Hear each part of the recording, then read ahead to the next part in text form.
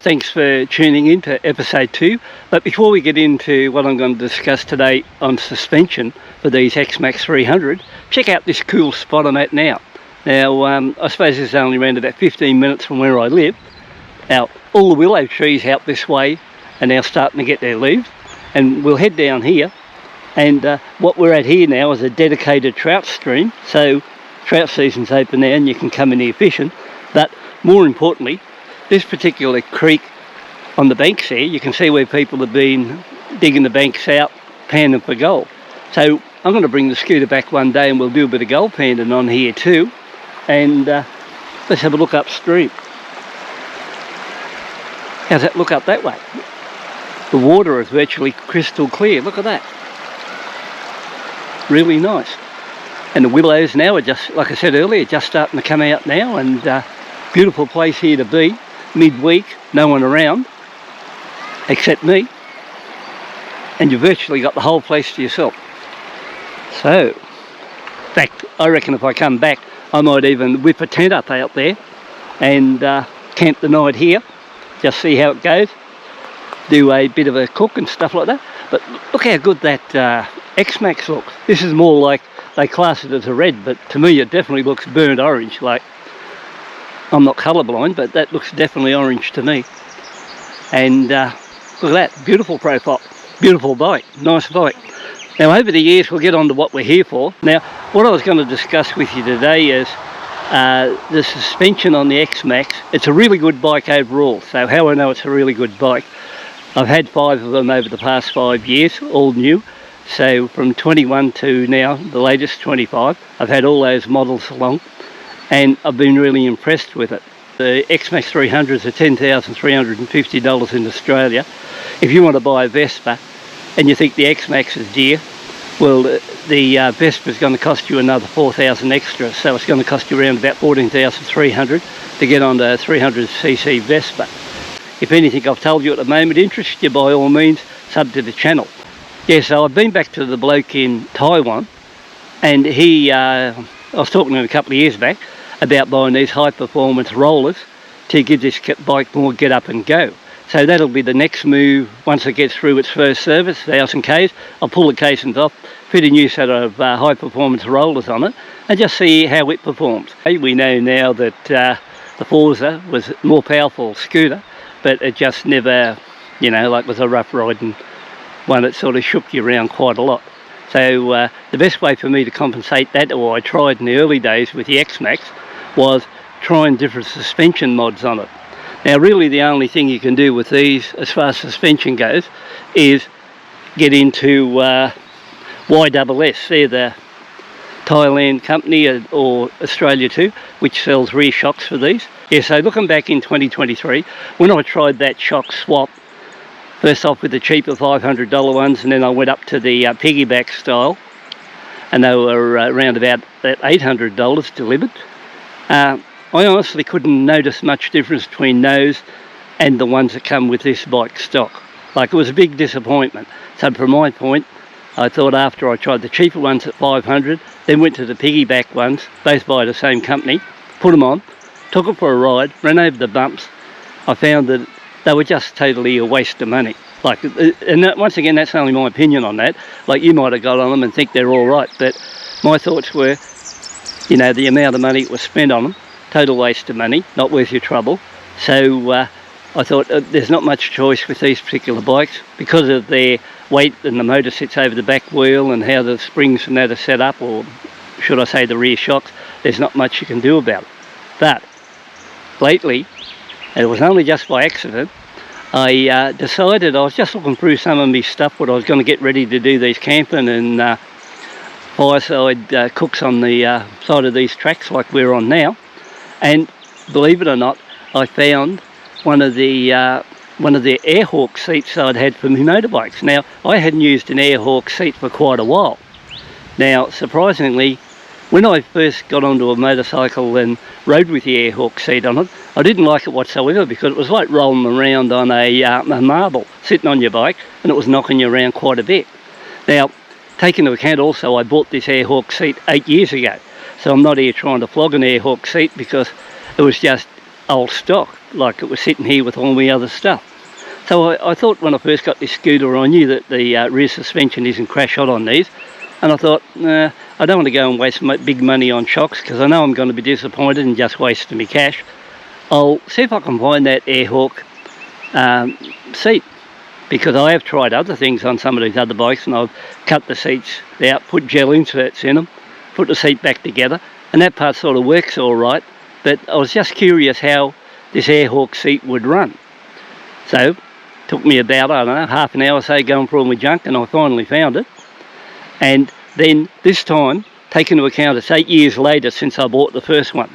So what I did in that case was, I thought somebody might have better ideas on that Airhawk seat, how to use one, compared to when I first went out. And there's only one place to find out of somebody who's bought one on YouTube. So that's exactly what I did. So I went, mine was still pumped up after 8 years, and it was still sitting there fairly solid, like, you know, like a bouncy castle base.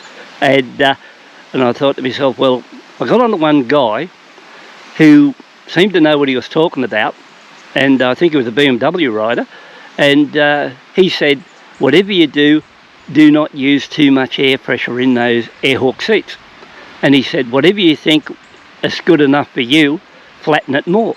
So I've been riding this Airhawk seat now for 200 kilometres since I've been on this bike, and I tell you what, guys, I am really impressed.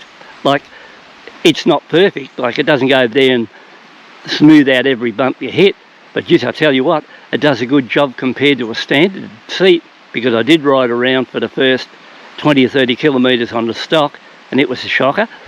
The one that's sitting on there now, nice and comfortable to seat, but it doesn't do nothing for when you go along and hit anything, and it sort of puts that shake through you. So I'll show you what I've got. So let's get back to my stuff here. Now, like I said, I'll get over here in the shade a bit, we might be able to see it a bit better. Now, this is an Airhawk 2. Now, I don't know how long ago they made these, but like I said, I bought mine about 8 years ago. Now, I didn't think it was going to be any good at all, so we'll unzip it. Let's use my foot here, because I can't get it out. And when I pull it out, you'll see the amount of air, what's in it. So if you look at that, let's see if I can get into the sun now a bit. If you look into it now, see how low it is? So if you get there and sit on one side, your arse is only sitting a few millimetres off it. It pushes the air to the other side. Now, honestly, when you first look at that, you'd think it's totally flat, and that'd be good for nothing. But believe it or not, that is a really good ride, like as it is now. Sure, like when I come up to some of those really bad ruts in the road, I can feel it, but you know, I'm 100% satisfied with how things are going. And the seat on that X-Maxx over there, it's sort of accommodated. I don't even worry about strapping it down. I just sit on it as I was going along. And in the old days when I was just rolling around on the old seat, this one here, when it was pumped up, it was pumped up probably twice as much as that. But once again, when you look at it, see what I mean? There's not much air in that at all. You would think it'd do nothing, but it just gives you enough air in there to give you a, you could say, a thin layer of air between your tail and the seat, and you're just riding on like a very light cushion. So overall, I think, you know, it's a really good investment. And they cost about $150 for an Airhawk one, but you can also get onto eBay, and I send them there for sale in sort of copies for around about $30. And I think it wouldn't make much difference if you bought one of those cheap ones and just put very little air in it and, you know, give it a try.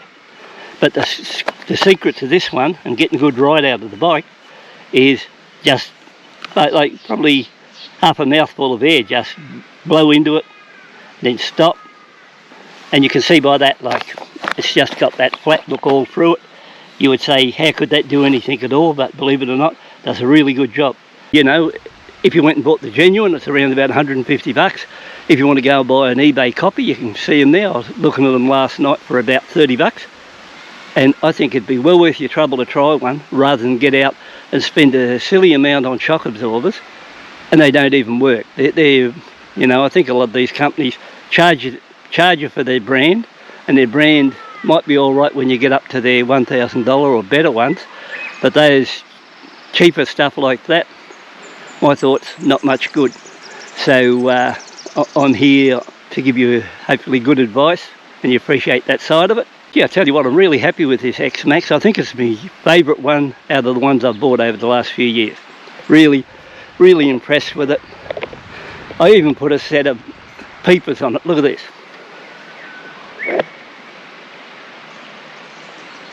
How's that look? Got a couple of accessories coming for it. Later on we'll get into it and I'll go into more detail about the screen. It's got the power screen, everything else on it, but at this stage with 230 kilometres on it, I'll put it up a few more Ks and then I'll give you a little bit of a review on this bike, or scooter I should say. But overall, really good set of wheels, really happy with it. I think anyone in the market's after one, I can highly recommend the X-Maxx. I think, you know, value for money, they're really hard to beat. They seem to be really reliable all the time. I've never had trouble with any of the 5 I've had. So, you know, that's what threw me off going out, and compared to buying this, I seriously thought about buying another Vespa again, but if something goes wrong with the Vespa, I got a 500 kilometre round trip from a dealer. So, you know, if you've enjoyed what I've showed you so far in clip 2, you know, you can give it a thumbs up. If you haven't subscribed, you could think about subscribing to the channel too, and you'll see it go out. And next time out, I'll just show you my drones in the back of there, under the seat compartment there, because this is a bit long now. And I've also purchased a really nice fancy seat liner in there too. You might be interested in seeing, and I can highly recommend that too. I reckon there's a kookaburra flying around over there. The seat liner itself is a real ripper, and I think if you got one of these, you'd be seriously, you know, should get out there, buy one of them, and you lose a slight bit of space, but more importantly, it protects all your under storage area under the bike and keeps everything in pristine condition under there. So once again, thanks for tuning in. If you've lasted this long watching this, I appreciate the fact you've gone to that much trouble, and we've got good things coming later. So cheers for now.